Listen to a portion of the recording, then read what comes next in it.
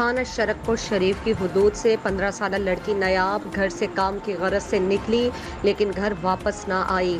1 साल गुजर जाने के बाद भी पुलिस नायाब को ढूंढने में नाकाम हो गई। थाना शरकपुर शरीफ में मुकदमा दर्ज करके रद्दी की टोकरी में डाल दिया गया। मुट्ठी गर्म होते ही पुलिस ने आंखें बंद कर लीं। जदीद टेक्नोलॉजी भी फेल। वज़ीर आला पंजाब, IG पंजाब और RPO शेखपुरा मेरी बेटी नायाब को जल्द तलाश करके मुलजिमान के खिलाफ सख्त कार्रवाई करें, वालिद की अपील।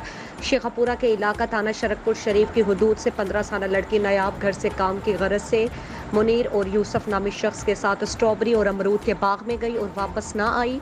शरकपुर शरीफ के इलाका ढामके के रिहायशी खुदा बख्श ने 1 साल कबल थाना शरकपुर में मुकदमा दर्ज करवाया, जिसमें खुदा बख्श ने बताया कि मैं और मेरी बीवी बच्चे स्ट्रॉबेरी और अमरूद के बाग में काम करते थे। अक्सर औकात मेरी 15 साल बेटी नायाब मुनीर और यूसुफ के हमरा बाग में काम के लिए जाते थे।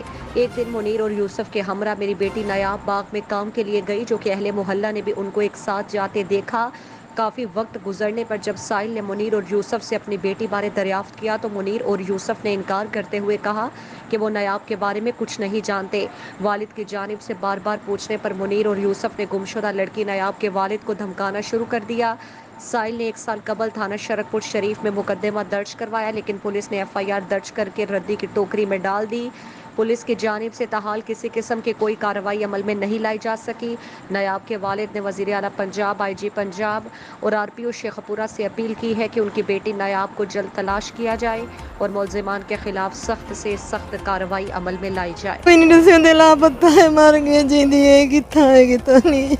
असा माड़े ऐसे गरीब है, को सारी बच्ची अगवा कर दिए ने, बाहर गई अगवा कर दिए ने। माड़े साल हो गए सारी कोई नहीं सुनता। इतने तो चौधरी है, उन्होंने कल काम करते उन्होंने कल उन्हें मेरी बच्ची अगवा की सदी है। उन्हें शेख को खड़े, शेख नसीम को खड़े, वो उत्थे उन्हें काम करते उन्हें ना कारण थे, उन्हें मेरी बच्ची अगवा की कोई सारी नहीं करेंदा, सिफारिश नहीं करेंदा। नसीम शेख सारी नहीं सुनता, वड्डे जिम्मेदार हैं, वकील हैं, सारी नहीं सुनते। आदन कहानी मर गई है, सारी नहीं सुनते। रो रो पिट गए, साल हो गए बच्ची नहीं डिठी। बच्ची साढ़े साल हो गया इतों अगवा की ने, इस वेले सानू कोई पता नहीं हैगा मर गए कोई जिंदा है।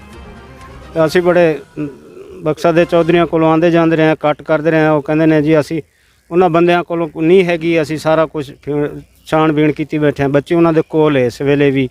पुलिस वाले की कहते हैं, कहते हैं रैकी तुसी करो तो सानू निशानदेही कराओ तो असी फिर फड़ने। असी कित्थे निशानदेही कराइए, की रैकी करिए। ना वाकिफ लोग हाँ असी इत्थों दे रहन बहन वाले होंदे तो फिर तो असी कुछ ना कुछ कर लेना।